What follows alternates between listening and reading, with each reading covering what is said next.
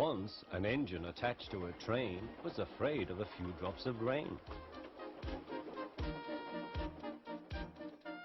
It went into a tunnel and squeaked through it.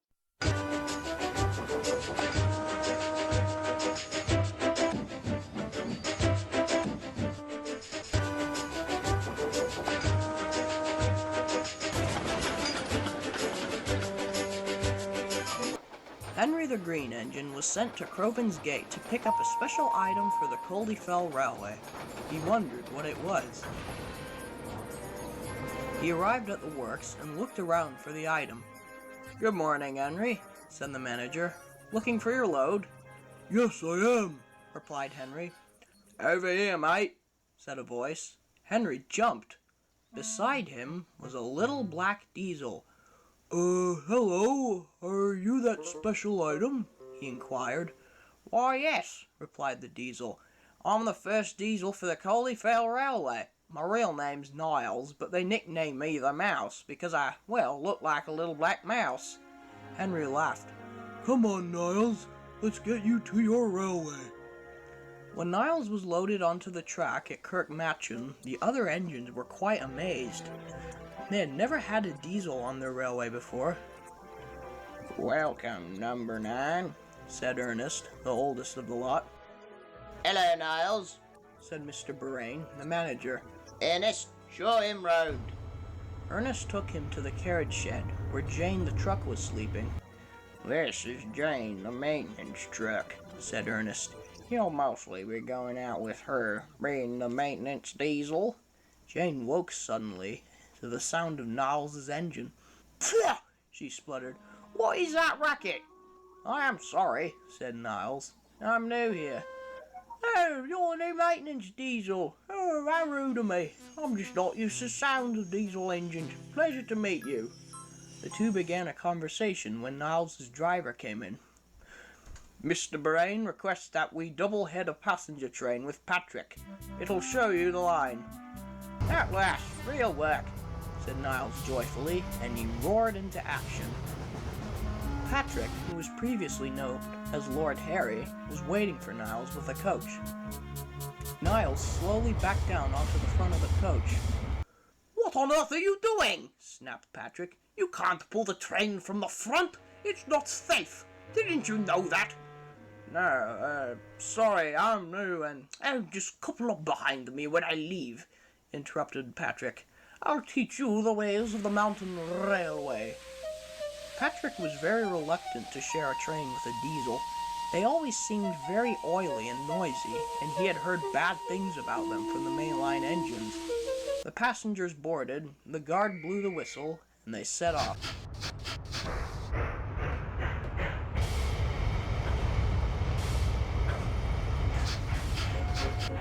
As they puffed through the countryside, they approached a crossing. Patrick gave a whistle to warn people. Niles decided to copy him. He blared his horn. "Ah!" screeched Patrick, who was utterly shaken by the strong noise. "What is one loud horn?" "Sorry, mate. I was just doing what you did," said Niles. "Yes," grunted Patrick. "How about you leave the whistling to me, mate?" They were soon climbing up Cludee Fell. Niles was astonished by the view. "Keep your eyes on the rails," Patrick barked. "I am," replied Niles. "Don't worry, everything is under control." "Yeah, sure," muttered Patrick. Then they reached Devil's Back, the last and steep stretch to the summit. "Careful, Mouthy," reported Patrick. "Don't want to fall off here." Niles only laughed, but just then they saw Cludee, who was not moving at all. A guard was waving a red flag, and Patrick and Niles had to stop. "Cludee's broken an axle. He's stuck," said the guard. "Bother," said Patrick's driver. "How will we get to the summit? We can't pass you guys." "You're not the only one not going to the summit. These poor passengers are stuck," said Cludee. Patrick growled. Niles had an idea. He whispered it to his driver. "Yes, of course. That'll work." Niles then suddenly shot forward. What are you doing? Yelled Patrick. Niles shunted Patrick and the coach gently into Cludee. I can push you all up, said Niles. Absolute rubbish, snarled Patrick. You can't possibly push all of us straight up this mountain. But the drivers all agreed, and Niles' engine roared into life. Good luck, scoffed Patrick. You ready? Asked Niles' driver. Yes, mate. Let's go.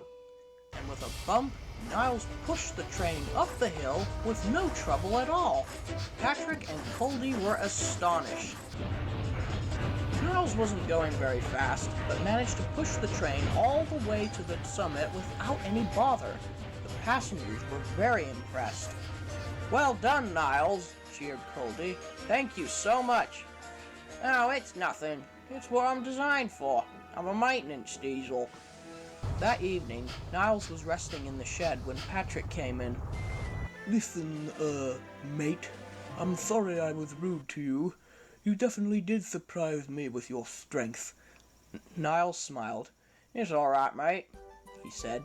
I'm quite fascinated by how your steam engines work. You all are truly magnificent machines, especially you.